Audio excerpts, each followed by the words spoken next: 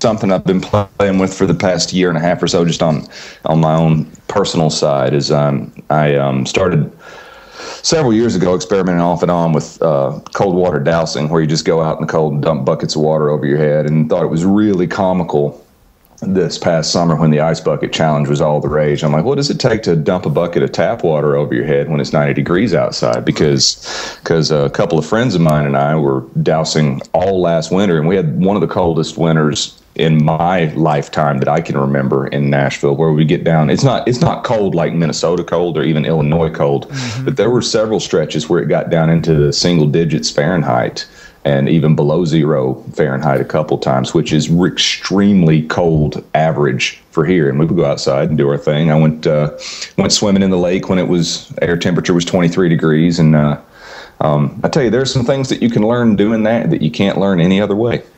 So this ice bucket challenge last year was really like child's play for you. It was in a lot of ways. It was. I was glad people were doing it, because I'm glad that, it was a good cause, I thought, and it was interesting to see people who really don't spend any time below about 65 degrees Fahrenheit in their house, who would normally have to put on a coat and a scarf and gloves and a hat to walk 30 feet to their car, to expose themselves to a little bit of the reality of what cold is. Because it can be a harsh teacher, and I hesitate to call it painful, but if you're not accustomed to it, it can be painful. Yeah, it was really a kick for me. I enjoyed seeing people doing it, and it took a long time for anybody to call me out on it too. But when they finally did, I of course participated in it. So what are some of those things that you've learned by getting into cold water? Well, a huge life lesson for me that was really driven home by exposing myself to the cold on purpose is how your perception of what's going on affects everything else around you. And if you begin something from the conclusion that you think you're going to have, it will color your experience. So if I'm going out and I'm going to get in a tub full of water, or go get in a lake or whatever, and the air temperature's in the mid-20s or the teens Fahrenheit, and I know the water temperature is somewhere just above freezing, and I have to, break a little bit of ice off to actually get into the water. I can approach that one of 3 different ways mentally. I can say, sweet little 7-pound, 10-ounce baby Jesus, this is going to suck, and it's going to suck bad, and it's horrible, and my God, why am I doing this? And FML, and I just know, and it's going to be bad, but I gotta man up and do it anyway, and I just got to try really hard, which is bullshit. Yeah. In my opinion. If that's how other people think about things, then more power to them, because that's their ride that they're on, and that's fine. But for me, it was not the most productive use of my mental energy. Now, the flip side of that is I can say, oh, this is going to be brisk and wonderful and refreshing, and everything's beautiful, and even though it's snowing, it's still sunshine and roses, which is also bullshit. It's not going to work, because I know that it's not going to be that. It's not going to be this super pleasant experience. Right. So the only option I'm left with is the third one, which is, this is going to be cold. And leave it at that. And that's factual, because it is cold. It will be colder in the water than it is out of the water. And it's colder outside of the house than it is inside the house. So there's degrees of cold there. And so if I just simply resign myself to the fact of, this is cold and I'm going to do it, and then I'll evaluate whether it was pleasant or it sucked or anywhere in between after I'm done with it, I'm beginning with facts and arriving at a conclusion, rather than starting at a conclusion and looking for facts to support.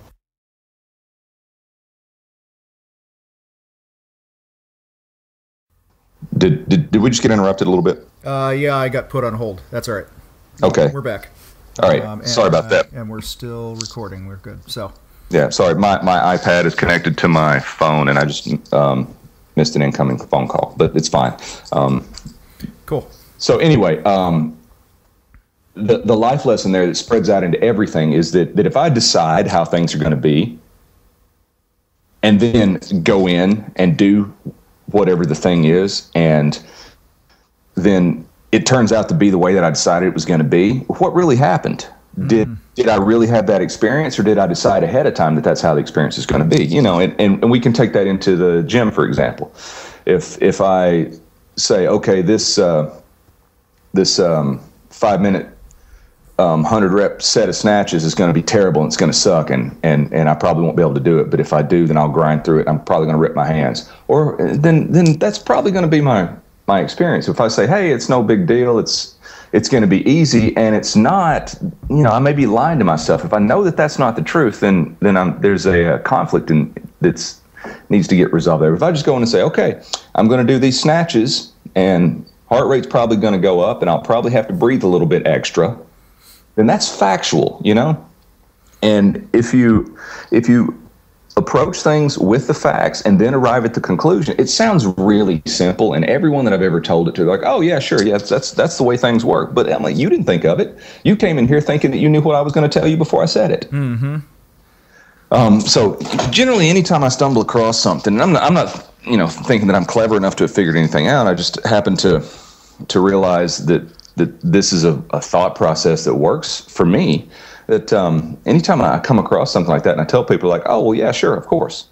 Anytime I get that reaction, it tends to be something that there's not really any way to argue it, and the answer is so obvious that people just accept. It's like, you know, the sun's going to come up tomorrow morning sometime.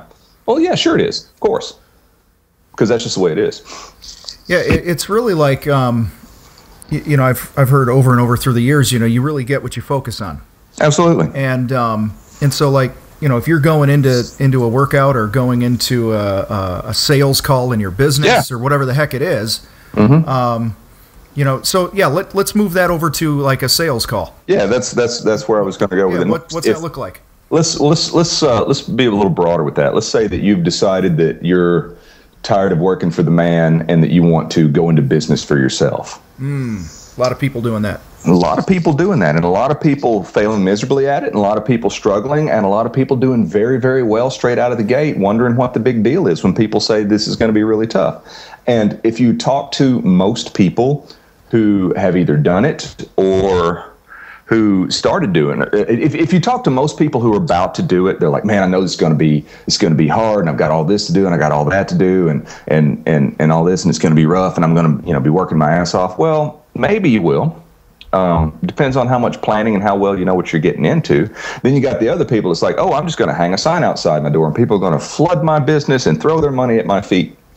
And, you know, that doesn't really happen very often either. The reality is somewhere in between, and it's going to vary from individual to individual. So when you talk to those people, if they wind up staying open for 5 or 10 years, almost without exception, business owners of any business, not just in the fitness business, but in any business, when they look back on starting out and they had good mentors and they got good information and they didn't make common mistakes, they had a better experience. But almost without exception, the people that I've talked to, and in my own experience too, don't have the struggles that they expected to have. The thing that they thought was going to suck wasn't really that big a deal, and the thing that they thought was going to be easy turned out to be way harder. And I believe that a lot of that comes from having this preconceived conclusion of how things are going to be because the people you surround yourself with. So approaching it as factually as possible is a good way to do that. And if we're talking about sales, you know, there's a whole sales process that I think works best for me anyway. And for a long time, I was of the mind that these people just needed to come in, and if they just saw what I was doing, then there wasn't any need to sell them. The stuff would sell itself. And that wasn't necessarily the case, because I was missing a critical element that I never even thought of going into it. And once I understood the critical element, I was able to correct it very easily and very quickly. And that was pre-qualifying people. Because if I'm selling something, a package at the gym, or a set of sessions, or online programming, or whatever it is that I'm attempting to trade for someone else's money, and I say, okay, this is going to be $500, and this person makes $800 a month, they're not qualified, right, to be my customer, and that's fine. Or they're not qualified to buy that particular product, And so when I figured out the means to screen people on the front end and not have them come in for the free trial and not have them come in for the free assessment and all that stuff, unless we had determined that I was within their budget on the front end, it saved me a lot of time and a lot of hassle dealing with people who are like, I'd really love to do it. I think it's awesome, but I just don't have the money. And then you have two choices. You can either turn them away or you can discount. And either one of those things is fine, depending on the individual. But by doing the pre-qualification on the front end, it takes care of a lot of that. Just gets it out of the way. So it's someone contacts me, email or whatever. I set up a call. I call them, and I have a script that I use that is a customized version of something that I got from Sean Greeley's organization, NPE.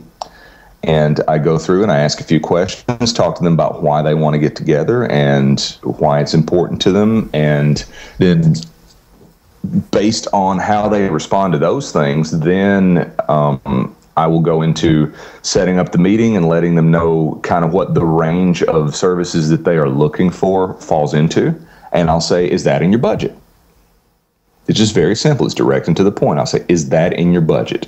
And if they say, yes, it's no problem, we'll set the meeting up. And if they say, I don't know, I can probably swing it, it's sounds kind of expensive to me, but my doctor says if I don't lose 30 pounds, I'm probably going to die in the next 10 years or have to go on heart medication or whatever, then I know that whatever dumb shit they've been spending their money on is probably not as important to them as getting their health together. Yeah, so like not dying.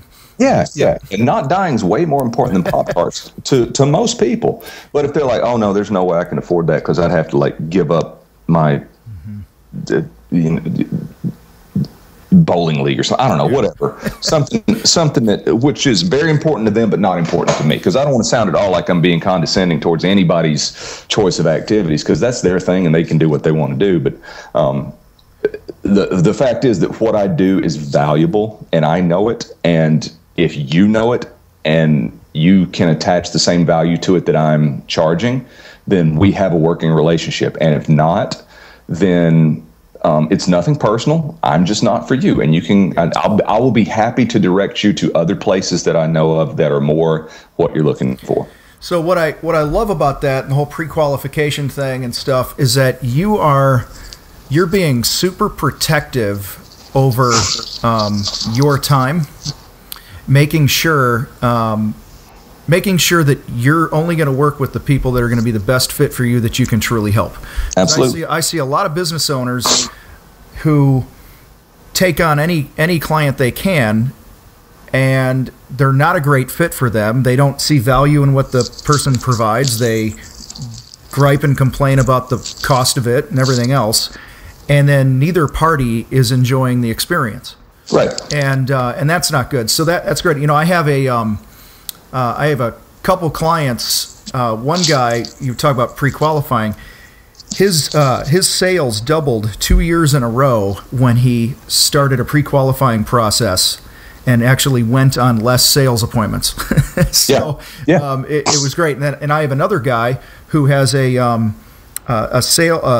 pre-qualification process where he gets on the phone with somebody and he's in the home improvement space, and what he found is that if he could just have a 5 or 10 minute conversation with somebody on the phone before they set up that appointment to find out if they're going to be a good fit, saves everybody a bunch of hassles. And again, the result, his sales go through the roof. He's extremely profitable, and he closes about 90% of the projects he goes out and physically looks at. So it's good stuff, because you got to protect your time. You only have so much time and energy and focus in the day. Mm-hmm. And we have to be protective if we want to have a strong business. So I want to ask you, you got a lot of stuff going on. Mm-hmm. How do you, I don't know if you know this, but there was a study done a few years ago where the average adult attention span was about 8 seconds. I'm sorry, what was that? The average attention span. Yeah. Oh, you totally got me, man. You totally got me. I thought there was a connection issue, so I bit the hook, man.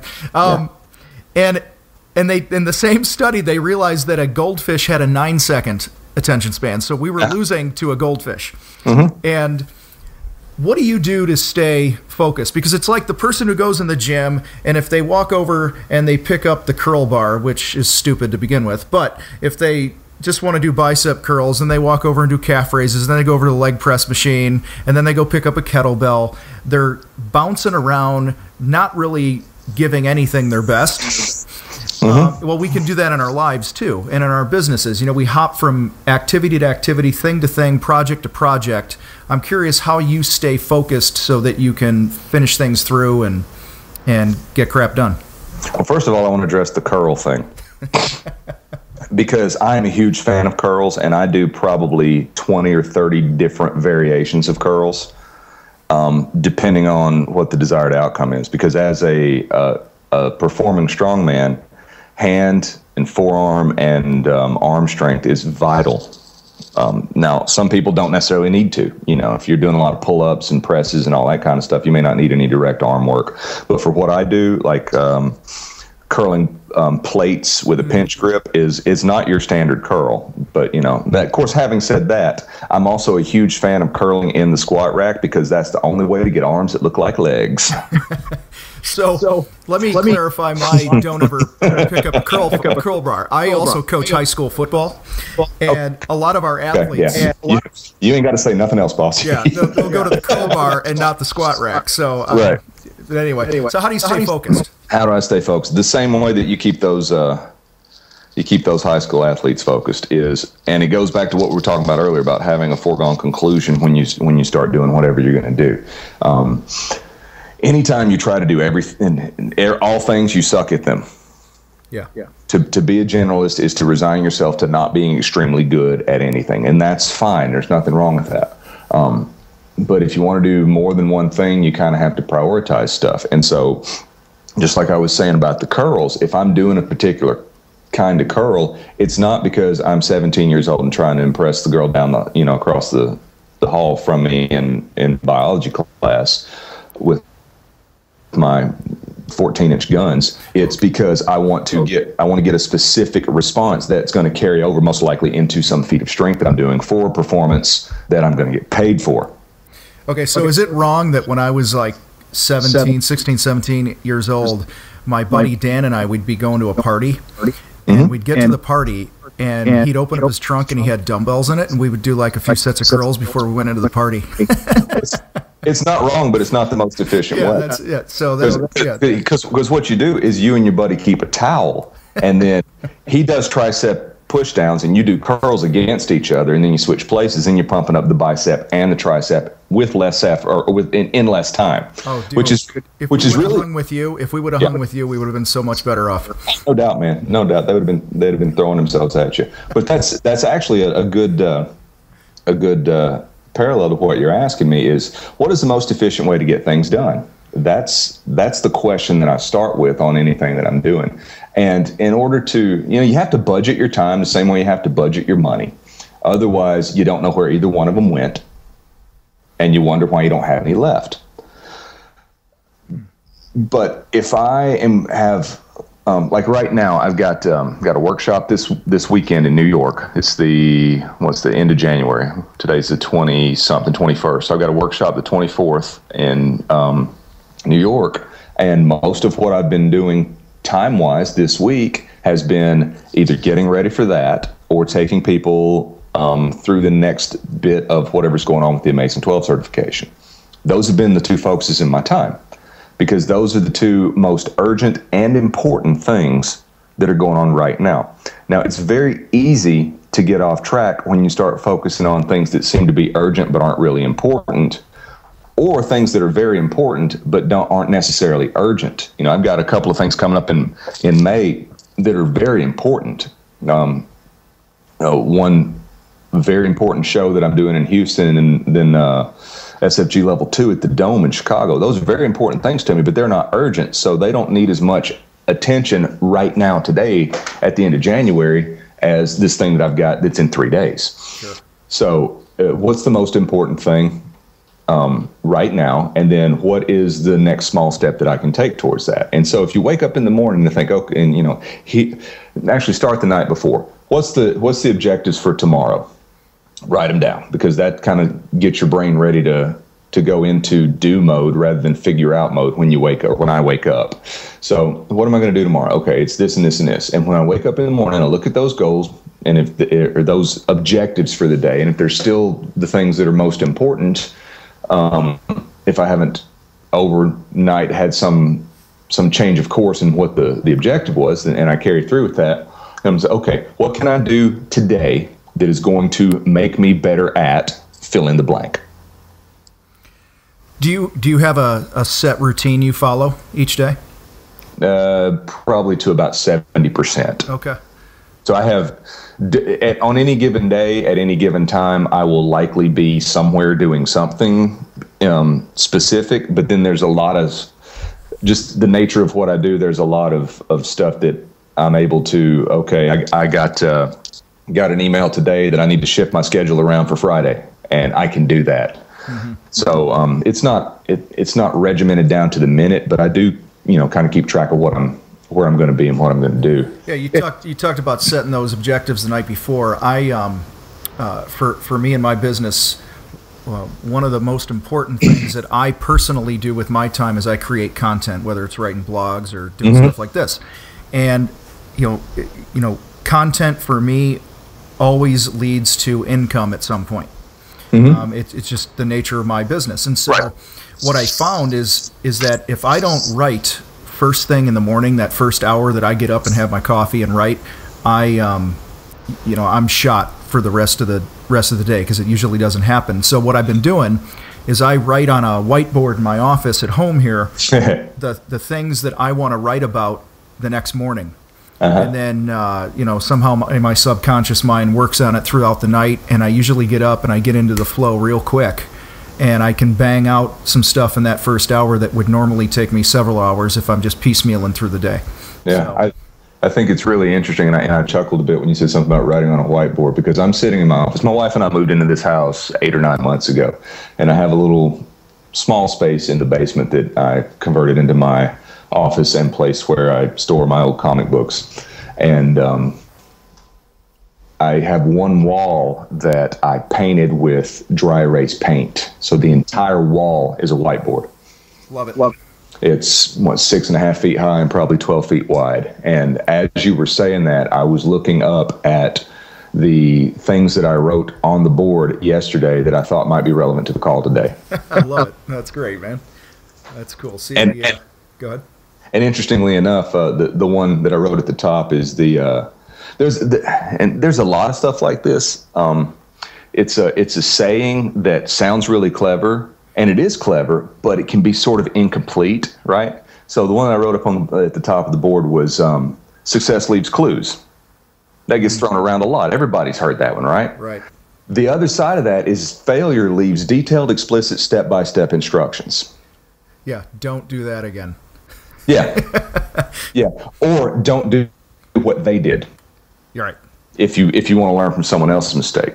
So yeah, we've all heard, find someone who's doing the thing that you want to do and then do what they did. But it may be more important to not do what they screwed up at. Yeah, it's just like earlier you were talking about pre-qualifying people. A lot of people on their websites and stuff. I had a guy named Marcus Sheridan on who I talked to the other day, who's big in content marketing world. He talked about on your websites, most businesses love to sit there and spell out everything that, we do and who we're a good fit for. He says the opposite is actually more impactful when you come right out on your website or the content you produce and say, this is who we're not a good fit for. So yeah. It's very, you're absolutely right. It's not always about imitating the successes. It's avoiding or not making those same mistakes of those who fail. Yeah, which goes into what I think is the really important point, and this goes back to the gym as well, and it sort of springs forth from there, is we're all individuals, and what I do for me may or may not work for you or anybody else. The important thing is don't blindly copy what somebody else is doing, because just because you follow Kurt Kowarski's squat routine does not mean you're going to squat 1,000 pounds. Right. Right? More likely you're going to wind up breaking something because you're not Kurt. And honestly, that was 20 years ago, and Kirk's not Kirk anymore. Kirk wouldn't follow the same set and rep and pounder scheme now that he was following back when he was in his physical prime and without injuries and all that kind of stuff. So to just kind of cut and paste whatever I'm doing with my business and try to follow that and not have my personality in it is probably not going to work as well as looking at what I do and how I inject myself into what I'm doing, or looking at you and how you express yourself as a part. Your business is ultimately an expression of yourself, is how it comes down to. So take that idea, and then if there's any details that go along with it, like one of the things that you're clearly doing is you're interviewing other people, right? I did that for a while. It didn't really work that well for me, and so I don't do that at all anymore. So we have two examples of two people in similar fields, one who's interviewing people as a huge part of what he's doing, one who doesn't interview people at all, and we're both happy with the way things are going for ourselves. So to whoever's listening, should you interview somebody for your website or should you not? I don't know. You'll have to play with that and figure it out for yourself. So don't just blindly follow what anybody's doing. Look at it and test it out and see if it works for you. Now notice that phrase, test it out. Yeah. I didn't say look at it and then decide it's not going to work because you're different than everybody else. That's starting from a conclusion. Yeah, it's being honest with yourself. It's just going, all right, you know, if you know, take podcasting for instance, you know, with talking to people, it's been on my radar for a couple years. The time felt right, and so now I'm doing it. Only time is going to tell if it's a good fit for me. And if I choose to not do it anymore, it doesn't mean that I'm a failure. It just means, hey, this just isn't resonating with me in a way that I wanted it to. And I think that's what a lot of people. I want people to risk more, take more chances, throw more things up against the wall, see what sticks, see what feels right. And because when you're truly doing what feels right to you, and you're having a good time with it, you know, that's never a bad thing. No, and it goes back to the old Bruce Lee quote about to honestly express yourself can be a very difficult thing, but ultimately all expression comes down to self-expression. So whose idea are you expressing? Whose idea of you are you expressing? Is it yours? Is it who you think people want you to be? Is it who someone told you should be? Or is it who you honestly are? And it's getting pretty deep and esoteric for an entrepreneurial type call, but I think that is at the core of everything. And I think that a guy like Napoleon Hill or James Allen would agree with me. Definitely. So let me kind of change gears here just a little bit, and we both rub shoulders with a lot of personal trainers, gym owners, things like that. And so I guess I want to ask a real specific question for those people. I got a feeling somebody's about to get their feelings hurt, but okay. All right. So many of them are struggling building their businesses, fill in their classes, getting, you know, we're talking like the small group classes. We're not talking the big box, you know, $4 a month gyms, obviously. So, but what do you see as some of the biggest mistakes that these trainers and gym owners are making that are keeping them from having a strong business? The number one thing, in my opinion, and I think everything else probably relates back to this in some way, although I can't say that with certainty, but that's kind of my initial feeling when I say this. I think that it is the most important thing that anyone is coming to us as people in the fitness business for is they want a specific result. No one cares about your qualifications. No one cares about who you know in the business. No one cares about whether or not you did this certification or that certification, or whether you've got a degree in exercise science or whatever. I've been doing this for 12, almost 13 years, and never once has anyone said, well, you seem to know what you're talking about, but I'm going to need to see your certificate before I give you any money. You know, and so focusing on that result that they're looking for means that you and the client are both moving toward the same objective. And you sometimes may be coming at it from different angles. You sometimes may be side by side. Sometimes you may be carrying them towards it. but focusing on the result, and more specifically, the needs of the individual who's attempting to achieve those results, and enlisting your professional help in getting them, is the single most important thing that will drive business to you. Now, I'm not. You have to kind of take a caveat with that.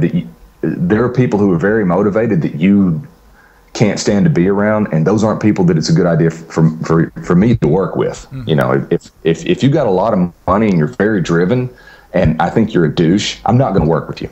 Right. Which goes back to the idea that I know that the value of what I'm doing to the person has to exceed what they're giving me in money. And if they're just a douche, then they don't really value the experience that I'm helping them with. So I won't do it, because it's not worth it to me to spend all of my time not working, bitching about somebody that I'm working with because they're a problem person. And I say that because I have been in that position, because I took people that I knew was a bad idea to work with because I needed the money. And sometimes that's a necessary thing, and get out of it as quick as you can. But more often than not, you'll find that when you cut that vampiric sort of influence out of your life, it opens up room for more good stuff to come in, because your energy's not being directed toward that anymore. It's available to receive more good stuff. So, and that's such a tough thing, man. I mean, yeah. it's so tough. Intellectually, we get it. Yeah, I shouldn't work with people that aren't a good fit for me. And then on the other side, you go, shit, I don't have any money. Yeah. Yeah. and that's a balance that's so hard. Yeah. To, you know, it's almost like, I guess, you know, if you have 10 clients now and 6 of them are not ideal clients and 4 are ideal, okay, six months from now, let's try to swing it the other way. Let's make progress so that over time the ratio changes. And yeah. But, well, and there's something too to the idea, I think, that if you've got 6 people that you're working with, or I'm sorry, 10 people that you're working with, and 6 of them are people that you don't like and don't want to be with, maybe you're doing the wrong thing. Yeah, that either that, or, you know, you're too cheap. You know, but which is doing the wrong thing, right? Yeah, absolutely. Yeah, maybe that's your problem. Maybe you're, for whatever reason, you're attracting those people. I don't know, but I think that there's an old saying that I'm familiar with, because we talked in our initial emails that I insisted on having heavy metal music, and I said something about beer, but it's like 10 in the morning, and that's a little early for beer for me on a weekday. Right. But that's so we got coffee instead. But go ahead. No, go on. That's fine. I was just going to make a joke that was probably not going to be funny, so we're good. Go ahead. That's fine. That's fine. Yeah. So by not making a joke that's not funny, you achieve the same objective. So when we were talking, I jokingly said something about music. It's because I used to be a musician, and I used to play music professionally. And there was a saying that I realized transcends disciplines. You can apply it to fitness people. You can apply it to well, I'll just tell you what it is. In the beginning, the musician focuses on playing the instrument. Mm-hmm. The advanced musician will focus on playing the music, right? Playing for the song. Yeah, playing the music. And I'm like, yeah, that's awesome. The true master musician will play the audience. So to kind of transfer that over to the fitness business, mm-hmm. the amateur will focus on the tool, the barbell, the kettlebell, the whatever, you know, whatever they've got on hand. The curl bar. The curl bar, or the cardio machine, or the you know, that kind of stuff. The intermediate, or the allegedly advanced, because there's a lot of guys that I would consider to be advanced that do this. They will focus on programming which can be as simple and silly as 3 sets of 10, or it can be as complicated as anything that's more complicated than 3 sets of 10. So the advanced coach will work with programming.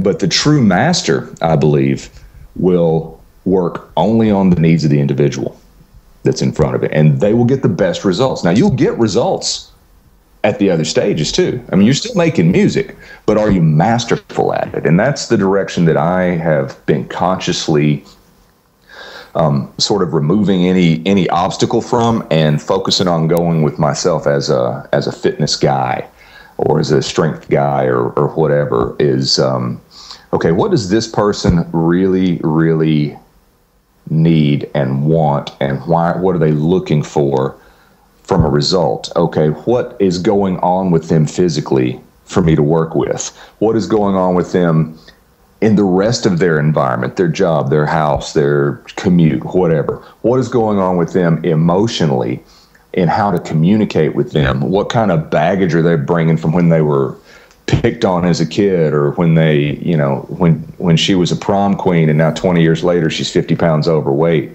and she can't step on a scale one time without stepping on it 50 times, you know? So if I take somebody like that and say, oh, well, I'll scribble out some stuff with a crayon and this piece of paper, and you go do it, and in 6 weeks you'll look and feel awesome and be strong, it's not going to work. You're going to have so much more of an impact when you understand the context of what they're living in.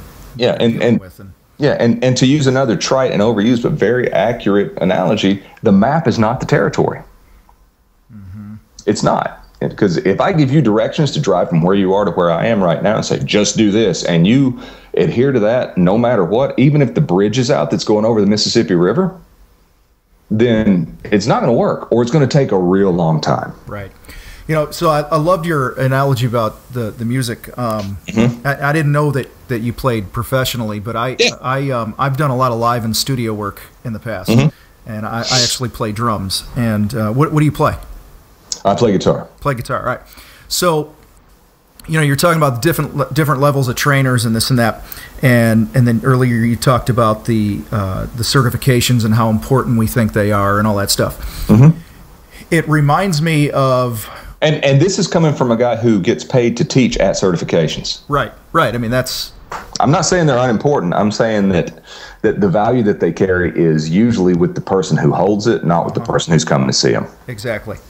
And so it reminds me of when I would learn a new groove. I'd do some sort of odd time groove that was really cool. Yeah. Or I'd do a fill or this or that.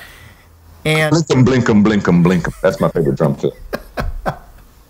So what I realized is that less is more as a musician. You know, just as a drummer, in most cases, you don't have to pull everything out of the magic tool bag every time you play the drums. Mm-hmm. And, you know, and we do that because we want to show off. We want to say, hey, look what I know, or look what I can do. Mm-hmm. But the more mature musician and more mature drummer is content, you know, playing a groove like Tom Petty's drummer will, you know, which is just super simple, and it's playing for the audience, and people are tapping their foot and bopping their heads and getting what they want out of it. So, you know, it's really being secure in who you are and what you're doing, and what's the best approach for that situation. See, I'm gonna. Less is more is a lot like success leaves clues. It makes sense, but I don't think it's complete. Less is more unless it's not.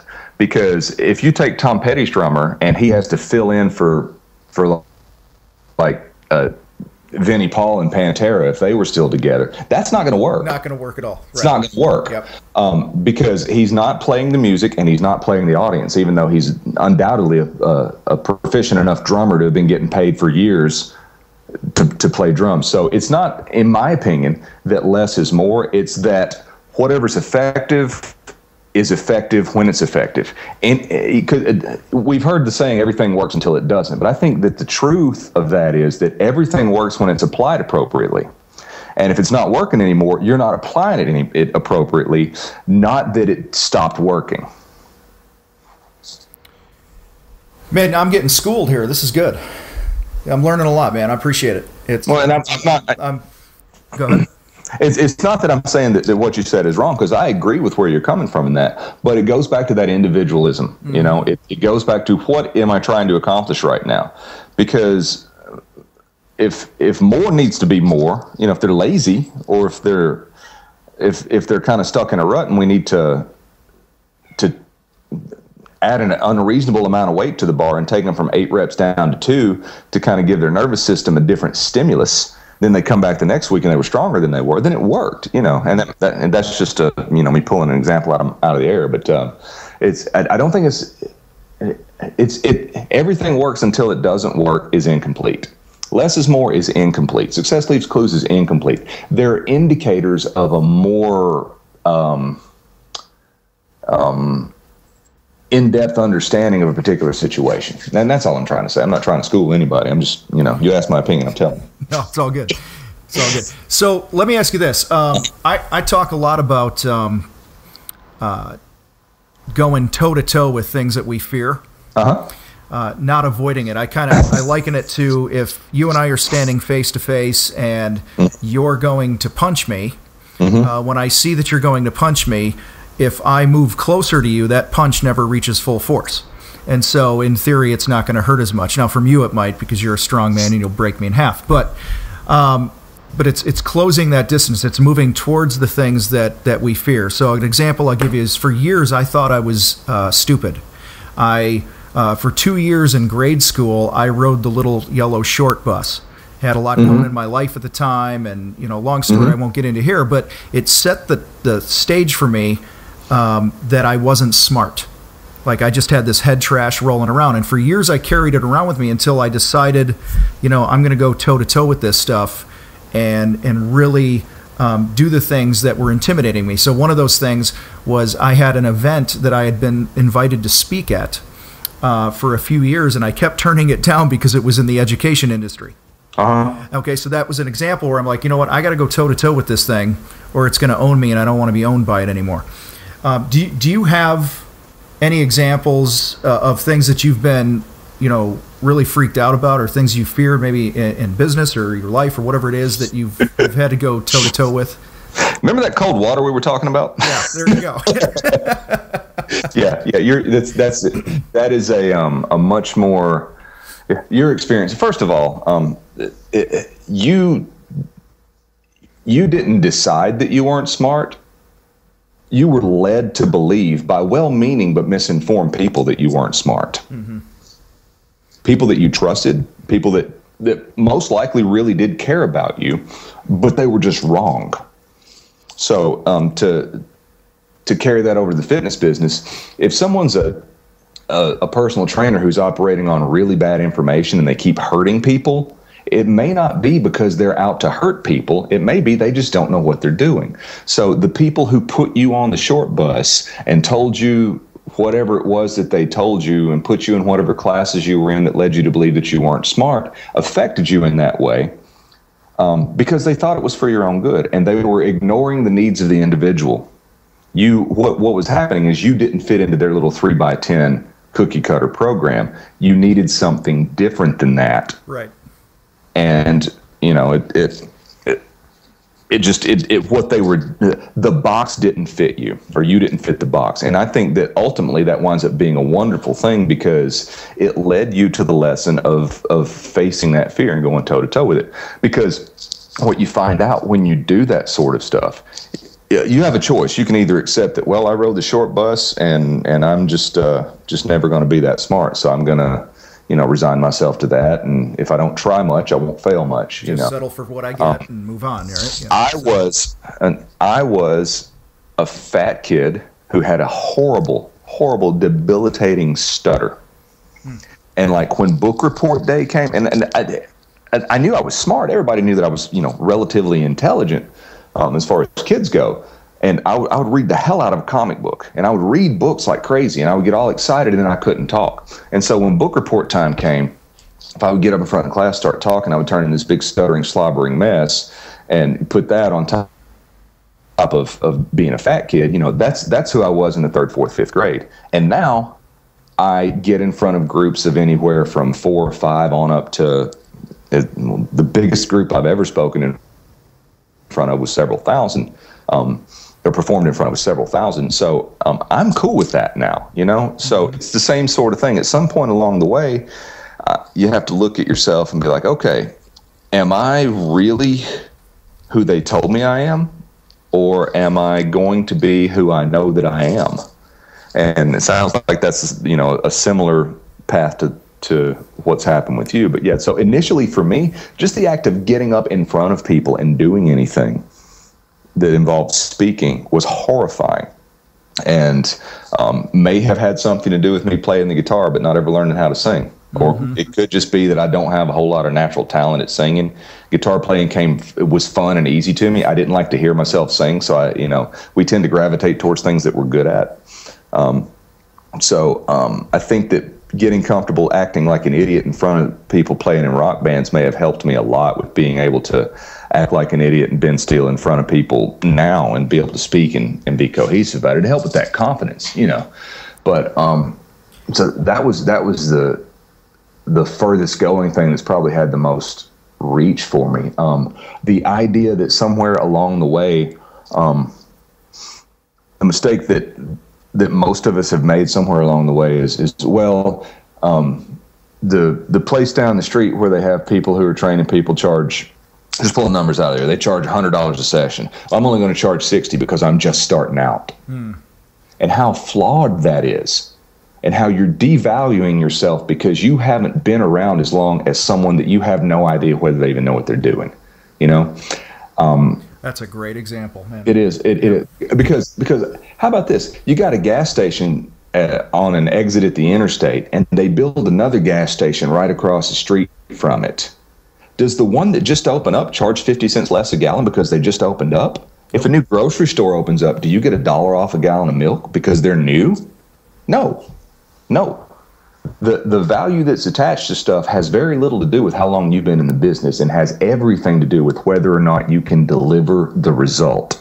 And if you know you can deliver the result, that makes your pre-qualification and your sales process go that much smoother, because you pre-qualify. You don't worry like, well, if you can't really afford it, then I'll discount you just because I feel sorry for you, and I don't really think that what I'm doing is worth as much as I'm charging in the first place. I'm all about discounts if it's something that you really want to do.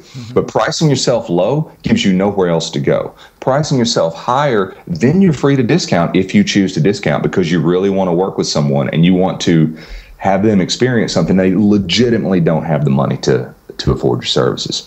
So kind of all of that head trash that goes around my value as a professional and my understanding of the exchange of value between money and services and being centered around a result, it took me a long time to be able to be completely comfortable with that. How did you get there? I mean, was it just a matter of making a decision to go, this is what I'm worth and I'm sticking to my guns, or what did that journey look like? Yeah, it was a matter of looking around and saying, okay, the thing that I do is, yes, I'm new at it, but at the time there was no one else around me who was doing anything even close to it. So I figured I could just, kind of set my price toward the high end of what the other people in the general area of fitness were doing, and I did, and it worked. Being able to stick to that was one of those things that's like, you start a training program, and then a few weeks into it, you're leaner and stronger, or whatever your goal happens to be. If you've made that incremental step and you can see that result that's moving in that direction, then that success fuels more confidence, which in turn attracts more success. And so as I saw that people were willing to pay me what I was asking, and they were getting the result, and more people were coming about as a result of that, which in turn fueled my desire to get better at what I was doing, because I'm like, this is awesome and it's working great for them and I'm getting paid. I want to be even better at it so that we can make the whole experience better. And so practicing my craft was something that was always very fun for me to do. It was, again, like I said earlier, it's an expression of who I am at this point in my life. So being able to tie all that together and realize that it's not about just an exchange of money for service. It's about an exchange of value for value. And if you can set it up so that everybody wins, then everybody wins. Yeah. And it sort of fed on itself. Like the more successful I was at charging a little bit higher price like that, the easier it became to talk to the next person about it. Because if you got one person who's paying you what seems like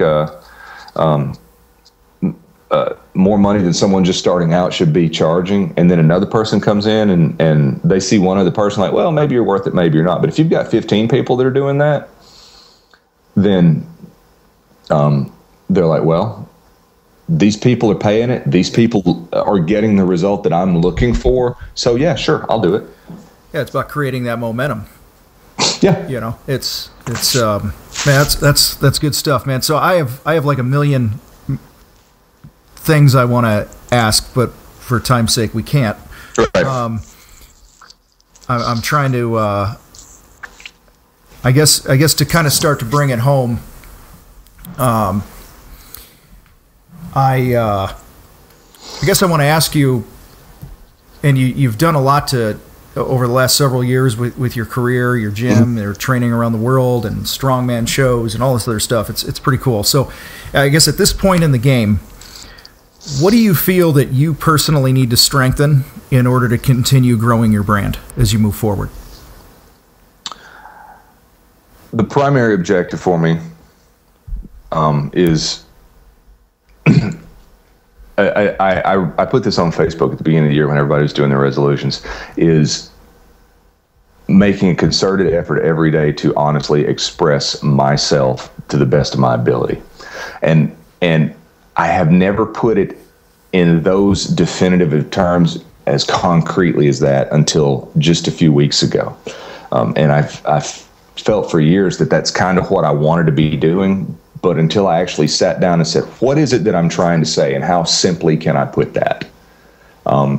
There's that. So that's sort of the underlying thing. Having said that, the direction that I want to take everything that I'm doing is I am interested in more performances, more strongman stuff, more, it's almost like a motivational speaker type thing. There's stuff that I want to say to people and use feats of strength to illustrate these things very graphically.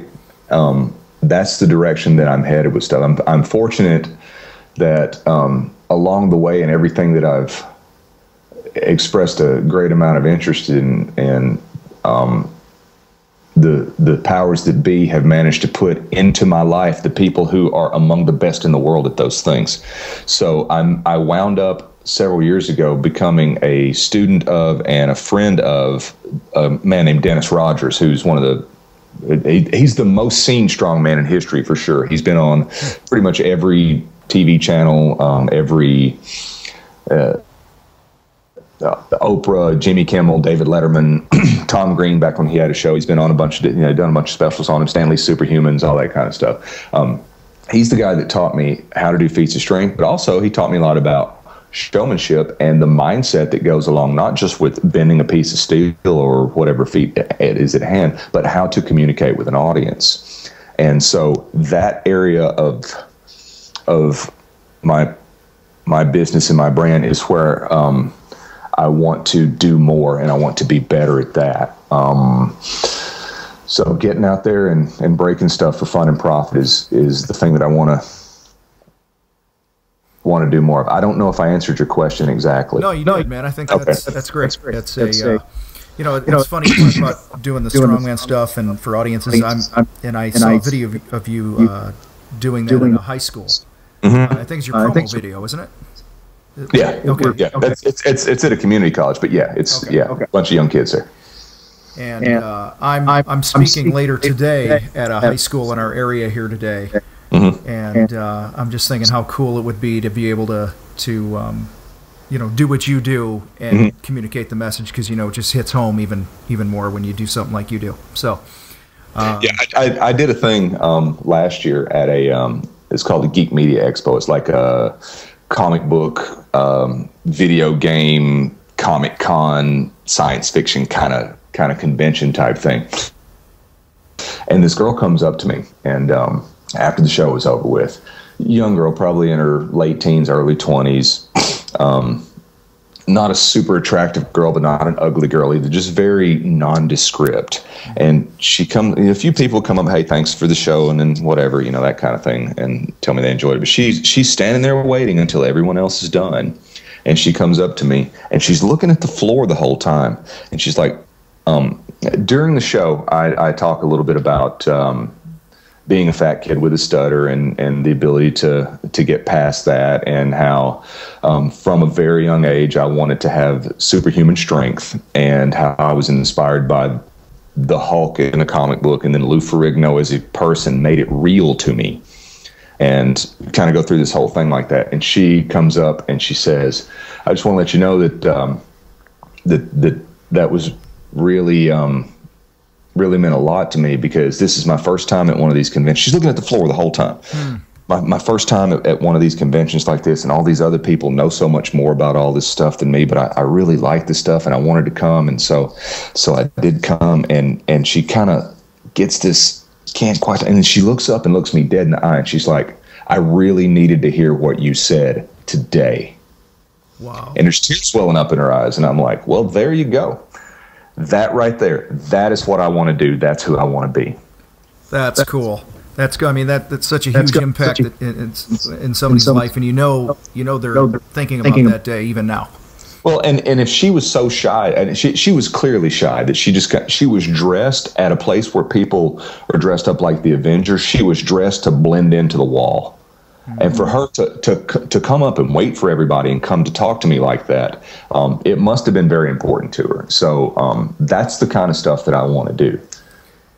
Well, that's awesome. So anyone listening, you need a speaker to come in for your event, consider the Iron Tamer to come in and bend steel and inspire people. And I'll definitely share in that with all of my networks and things like that as well, man.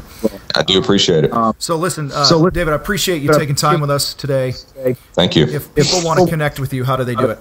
There are any number of ways. I have a professional Facebook page that is Iron Tamer Dave Whitley. They can go like that. I have a personal page, but it's got a backlog of unanswered friend requests, because I didn't know there was such a thing as a pro page in the first place until it was too late, and lesson learned. But my professional Facebook page, I'm on Twitter, Iron Tamer. I have a YouTube channel that is also Iron Tamer. And if you want to email me directly, I have a personal email account, irontamer@gmail.com.